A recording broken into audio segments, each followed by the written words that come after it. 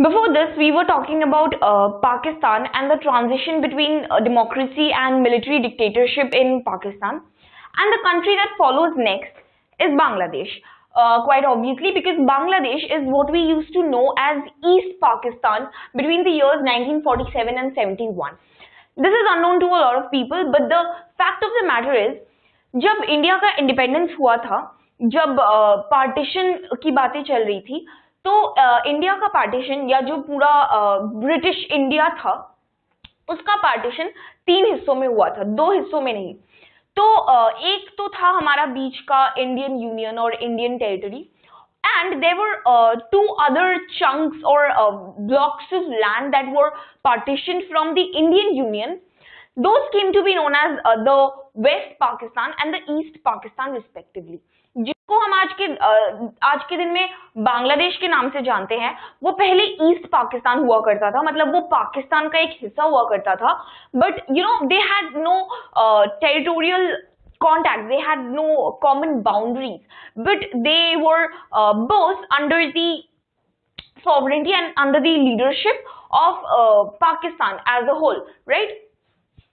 So Bangladesh was initially partitioned under the name East Pakistan, which it remained between 1947 to 71.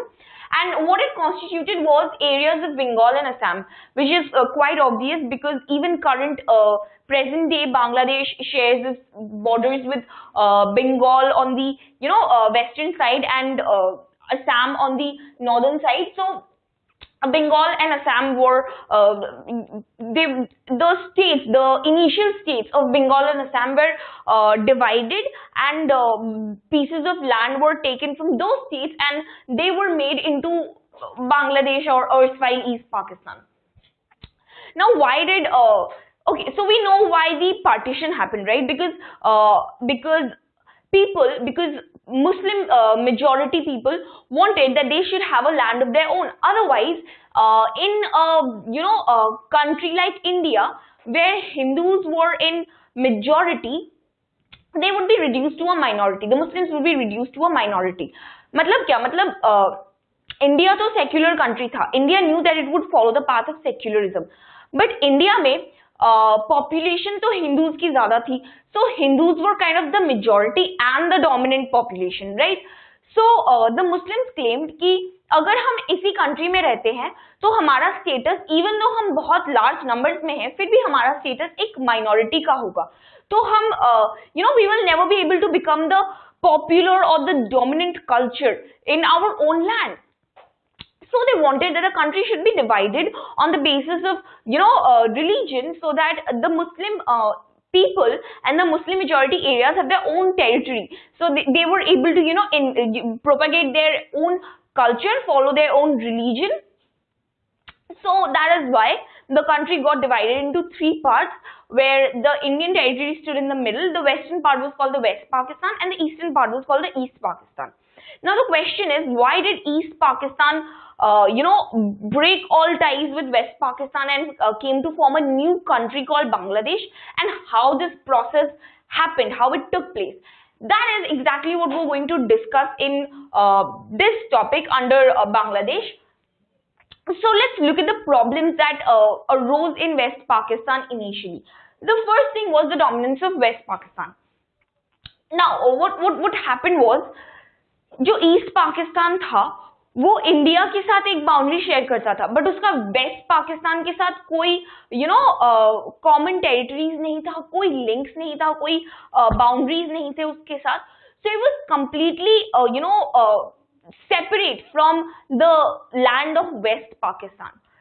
ऐसे में जो east Pakistan के लोग हैं वो वहीं के नेटिव लोग हैं. They are, those are indigenous people of majority of them, at least if we exclude the migration and the immigration from our discussion now.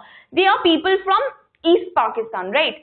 Now they were being ruled by a foreign leadership, by somebody who doesn't even live in their country. This was not very much acceptable to people in East Pakistan. It was kind of like the situation where India was colonized by people who are not even Indians, who came from abroad, who came from Britain, who came from Great Britain and colonized India, and claimed that they were far better able to rule India than the Indians did. So this was kind of what the situation in East Pakistan was. So the leadership was from West Pakistan, and these people who were East Pakistanis by birth or by citizenship, these people did not like the fact that so they are being dominated and governed by, in their own country, by people from an external land. So this dominance was not acceptable to people of East Pakistan. But West Pakistan obviously didn't have a problem with it, because why? Because the land of West Pakistan, the territorial boundary of West Pakistan is much, much larger than East Pakistan. The area-wise, West Pakistan was much larger.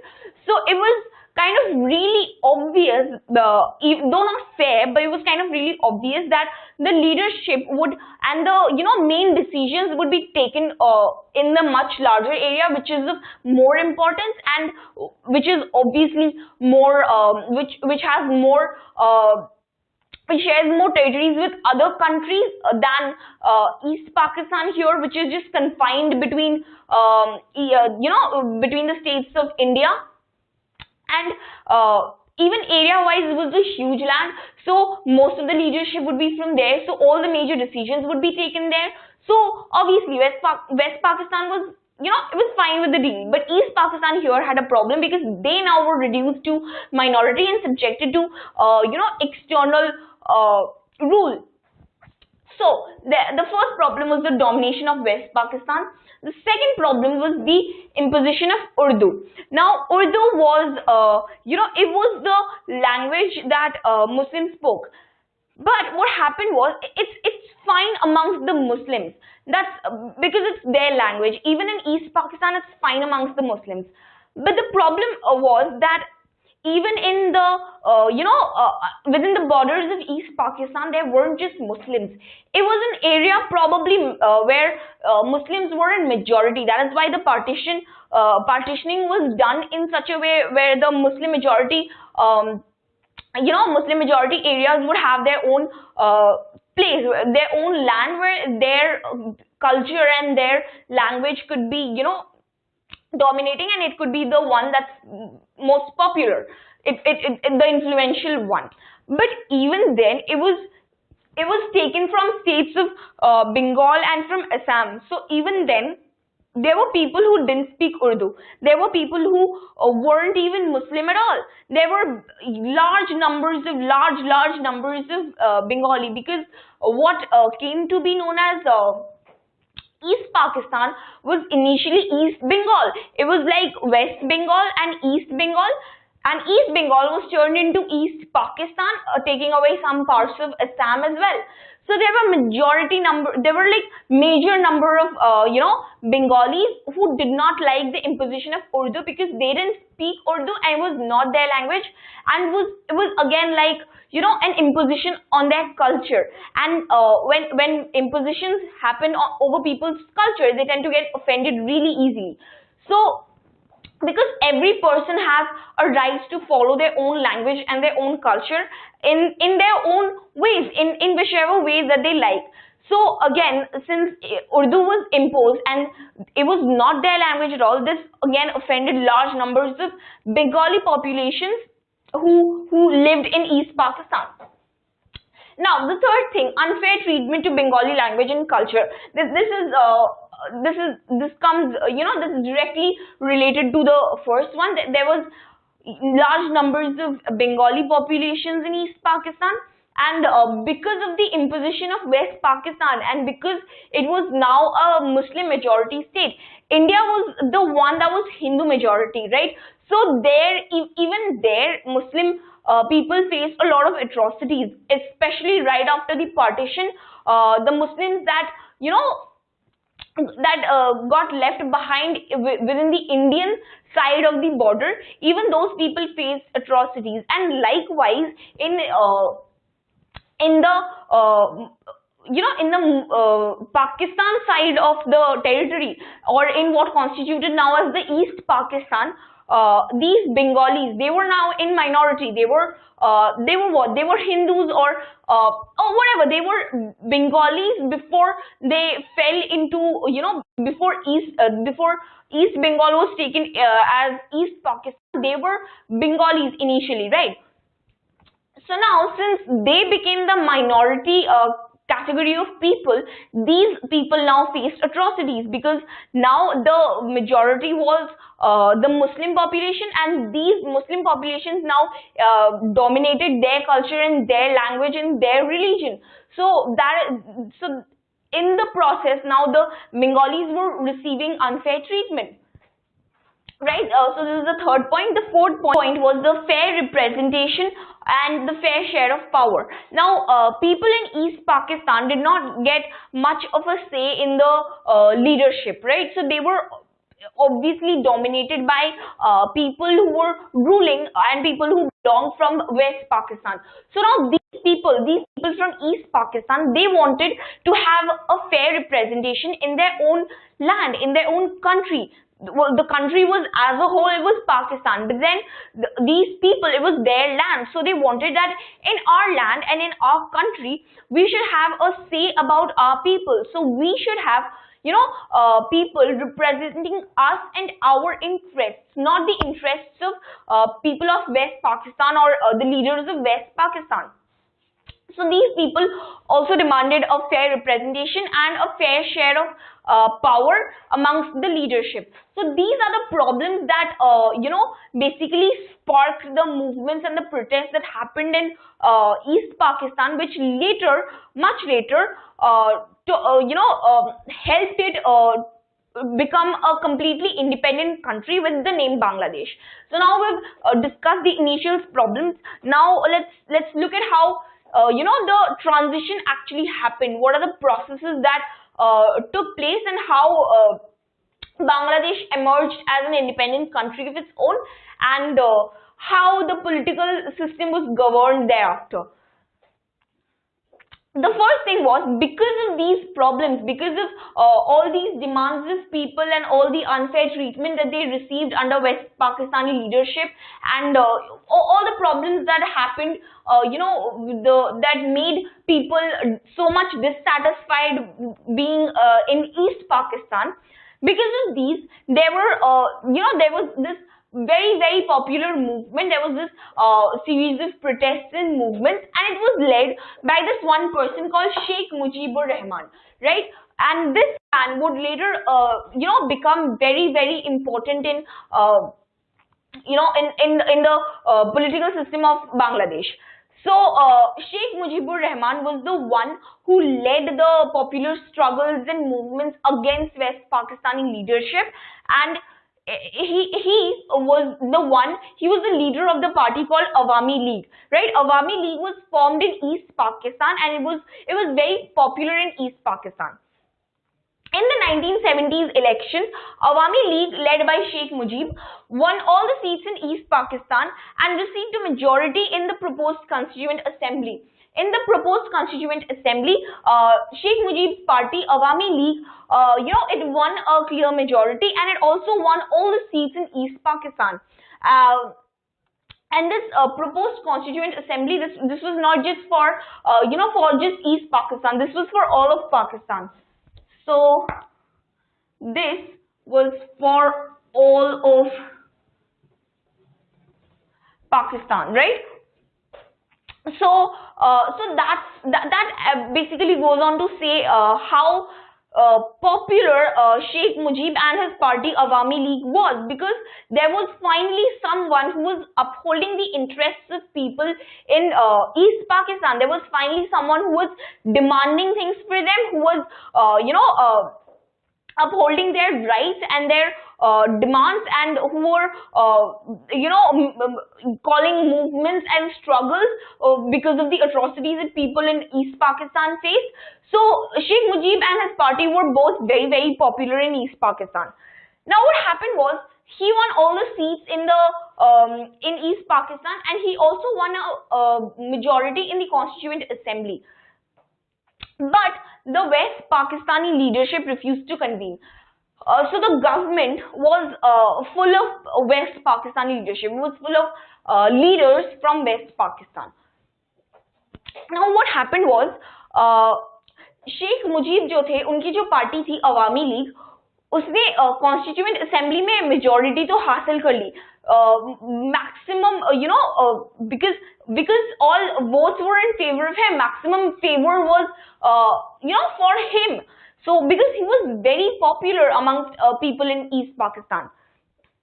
But what happened was, government में leaders जो थे वह वेस्ट पाकिस्तान के थे, तो इन लीडर्स ने, बिकॉज ऑब्वियसली अगर अवामी लीग अगर ज्यादा सीट्स जीत जाएंगी, तो this is not something that people in West, that leaders of West Pakistan would want, because then East Pakistan would have a lot of autonomy and a lot of freedom and a lot of political power. And West Pakistan obviously wanted East Pakistan to be a subordinate to them. They always wanted to control East Pakistan. तो अब जो leaders थे, waste Pakistani leaders थे, उन्होंने इस assembly को convene होने से रोक दिया. They refused to convene the assembly. Also, they arrested Sheikh Mujib because he was such a popular leader and he was the one who sparked so many protests and so many movements. So Sheikh Mujib was arrested.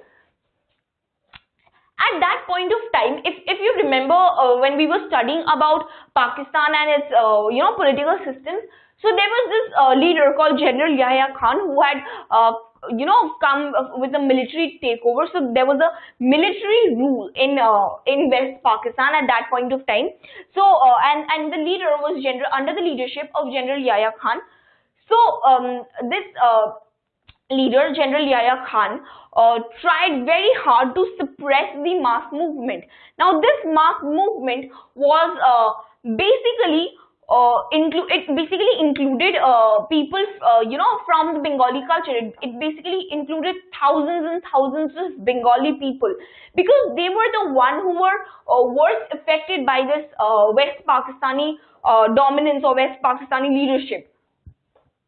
So this movement taken by so many people, taken by thousands of people, in which Bengalis were mostly in majority numbers, this movement was suppressed by General Yahya Khan, and this led to heavy migration from the East Pakistan side of the border to Assam and to Bengal, to the Indian side of border. So people migrated from East Pakistan to India because they were now, because General Yahya Khan and the government under his rule was trying very hard to suppress the movement. So it would do anything in its power to stop these people from rebelling. So now people were scared. Now people did not want to live in the conditions that were presented to them, and people did not have a right to claim any other conditions. They did not have a right to fight for what they believed in, or to demand freedom. So people were scared, so they migrated to the Indian side of the border, and India in this situation helped the Bengalis or the immigrants who came from East Pakistan, both financially and militarily. We'll see how it helped it militarily. And this migration, this led to a kind of like a refugee problem on India's part, because India was now getting so many immigrants, so many refugees, that it was having trouble housing all of these, providing abode to all of these refugees. So this heavy migration led to a refugee problem.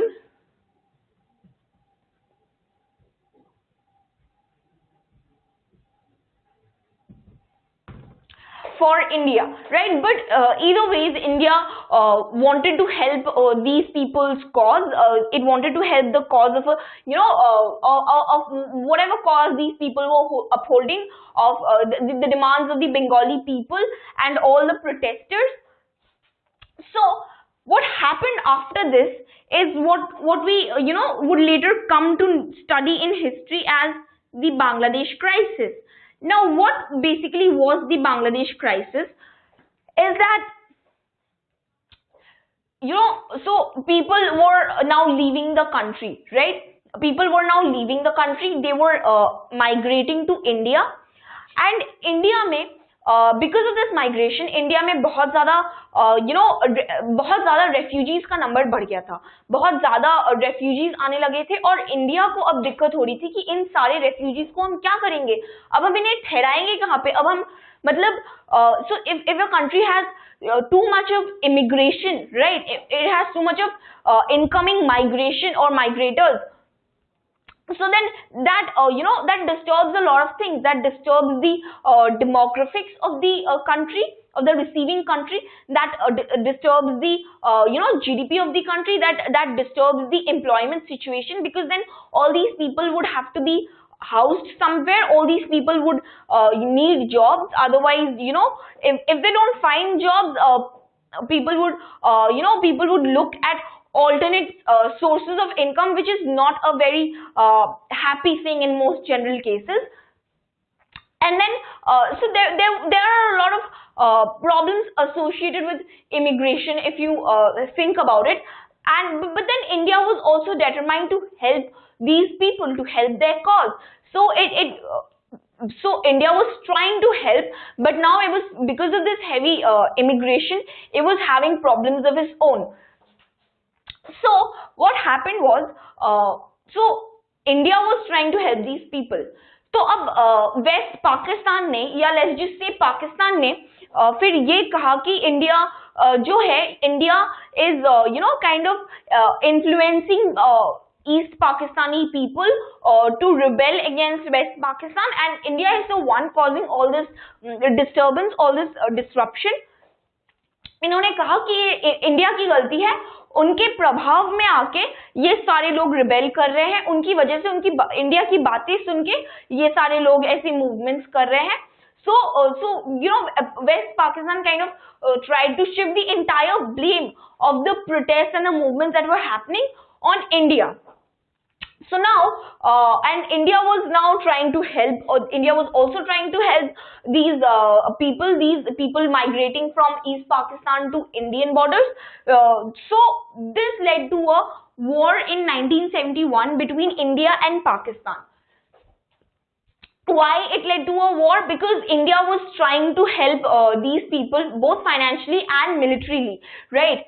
So, and people and the West Pakistan did not, it had trouble accepting it. It did not want India to intervene in its own political or administrative arenas. But then because of their political and administrative problems, India was having refugee troubles. It was having problems housing all of these refugees.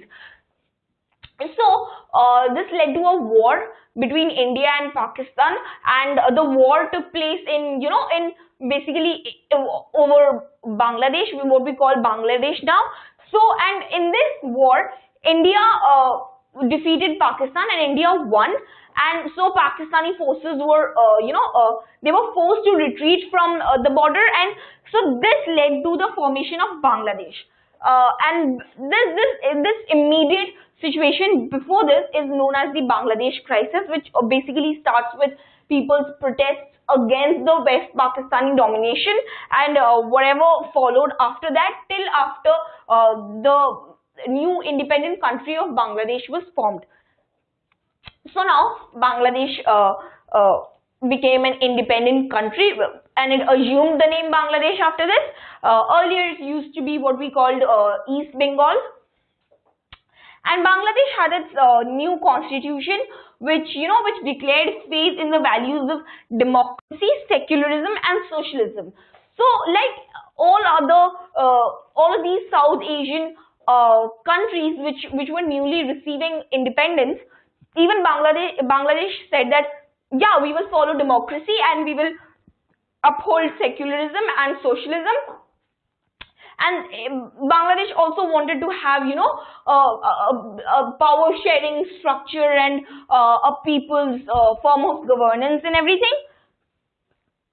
But then what happened was, in 1975, Sheikh Mujib amended the constitution. Sheikh Mujib, when he came to power and he became, the first president, president, yeah, and so then he was, so he now newly gained power and gained all this popularity, and he knew that the power was now in his hands. So then he started doing things that he, probably shouldn't have done. So he amended the constitution from a parliamentary to a presidential form of government. Now, in a parliamentary form of government, there is no one single leader, right? So there's like there's this prime minister, and then there's this president, and they both have their own set of powers, and then there's this council of ministers, and one person would be accountable to so many people. So that's where a parliamentary form of governance is very effective, because not one single person can dominate the entire administration.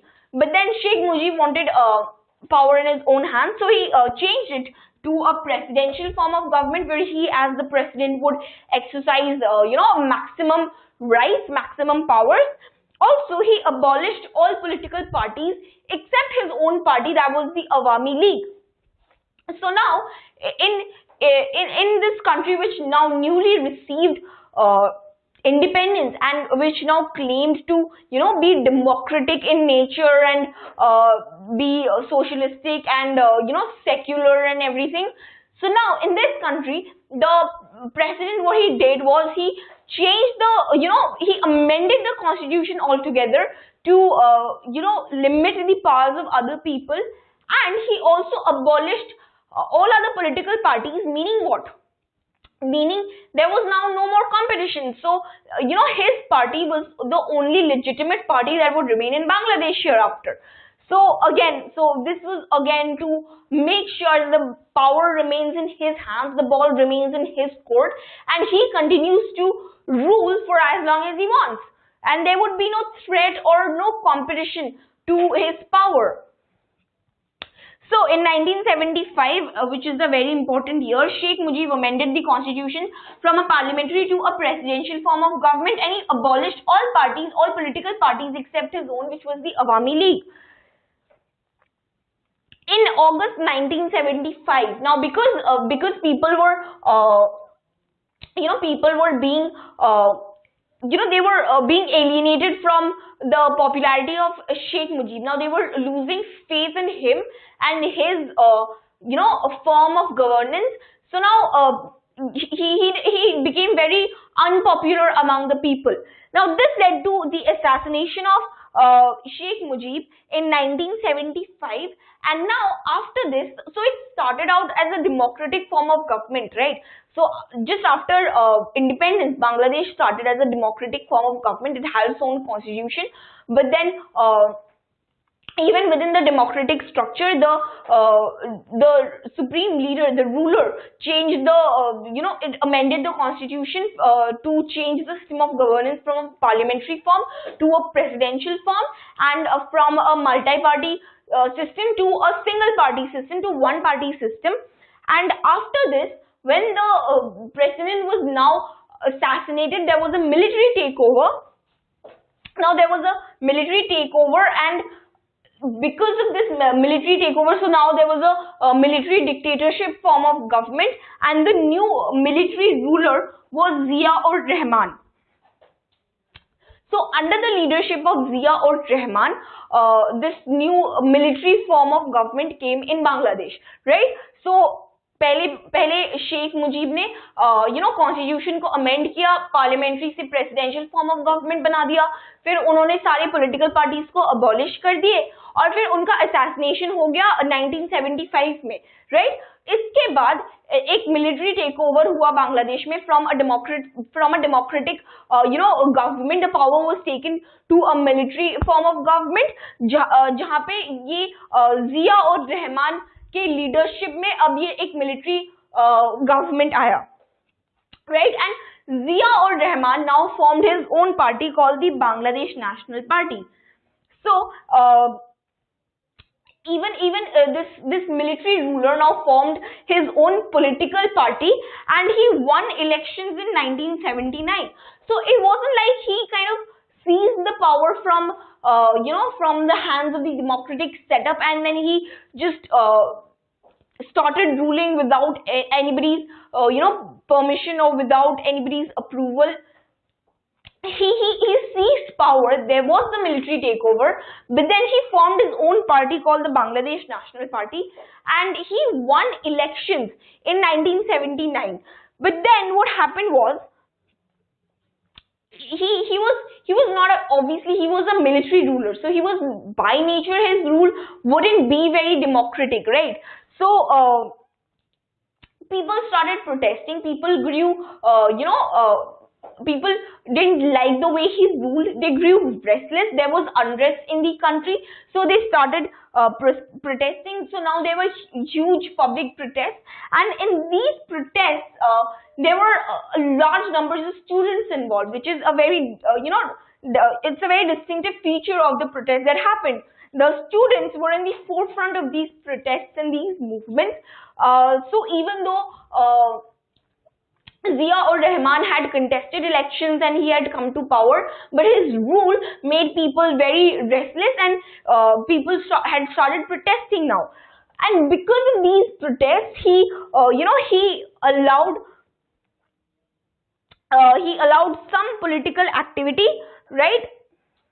So after Zia-ur-Rahman's party won elections in 1979, he was not able to rule for a long time, because he won elections, he came to power, but then a few time later he was assassinated, and there was another military takeover. Now this time there was there was one military ruler, but then he was assassinated, and the next government that came to power was not a democratic one. It was again another successive military government, and this takeover was under the leadership of Lieutenant General H.M. Irshad.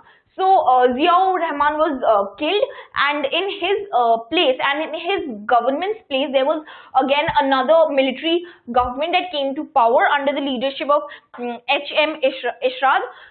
But then by this time there were huge protests in Bangladesh regarding democracy and against military dictatorship.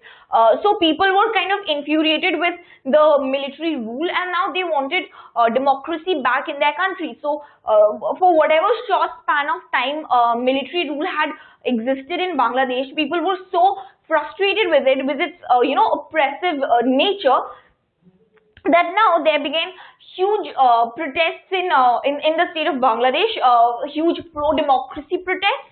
तो लोग परेशान हो चुके थे military rule से, और वो चाहते थे कि डेमोक्रेटिक गवर्नमेंट हो अब उनके कंट्री में, वो डेमोक्रेसी को वापस ले आना चाहते थे।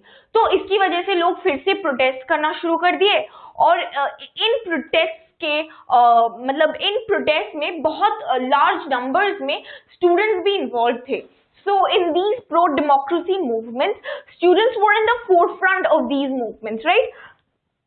So huge movements started taking place. There were huge protests, and because of these, and to calm down these protests, H.M. Irshad he allowed some political activity during his rule. Even though he was a military ruler, and his the nature of military rule by itself is not at all very democratic, and there's no place for for people to be represented in the political administration. But then during his rule, during H.M. Irshad's rule, fearing the protests made by people, he allowed some political activity. उन्होंने थोड़ी बहुत political activity allow इसीलिए की थी ताकि लोग जो protest कर रहे हैं, तो उनके प्रोटेस्ट को शांत करने के लिए, उन्हें ये यकीन दिलाने के लिए कि अब उनका जो गवर्नमेंट है वो उनके उनको फिर भी उनके इंटरेस्ट को समझता है, और उनके इंटरेस्ट को अपने it takes those interests into account, उनके इंटरेस्ट को फिर भी इम्पोर्टेंस देती है, and it takes into consideration the people of the country. So just to showcase these things, H.M. Irshad allowed some political activity, and then he was later again elected for president for 5 years. But then in the year 1990 he stepped down from his power, and just the next year elections took place in 1991 in Bangladesh, and but because people realized that even the president who was in power and who was still enjoying some sort of, popularity among the people, because he allowed more political activity than his predecessor did. So, but even then he realized that this military form of governance would not last for a really long time, because people were frustrated with it. So he stepped down from his position of power, and he let the, democratic setup take its place. Elections were held in 1991 in Bangladesh, and since then what has existed as the political system of Bangladesh is representative democracy with multi-party elections. So that's when democracy was finally and firmly established in Bangladesh, when H.M. Ershad stepped down from his rule, and in the next year elections were held again. So this was the political history of Bangladesh before the firm establishment of democracy. Let's go over it once.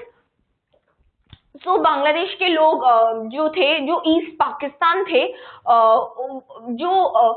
जो Muslim community से belong नहीं करते थे, specially वो लोग जो Bengali culture में आते थे, वो लोग बहुत ज्यादा फ्रस्ट्रेट हो चुके थे वेस्ट पाकिस्तान के डोमिनेंस से, or imposition of Urdu, unfair treatment of Bengali language and culture, and there was this lack of fair representation and fair share of power among East Pakistani people. So because of all these problems, people in East Pakistan were really frustrated, especially being governed for such a long time by an external force, what seemed like an external force mostly. So there were huge movements and protests in the in what used to be East Pakistan earlier. So, and these protests were led by Sheikh Mujibur Rahman. Sheikh Mujibur Rahman was the leader of the party called Awami League. This was his party. He was the leader. In the year 1970, when elections were held, his party had won all the seats in East Pakistan.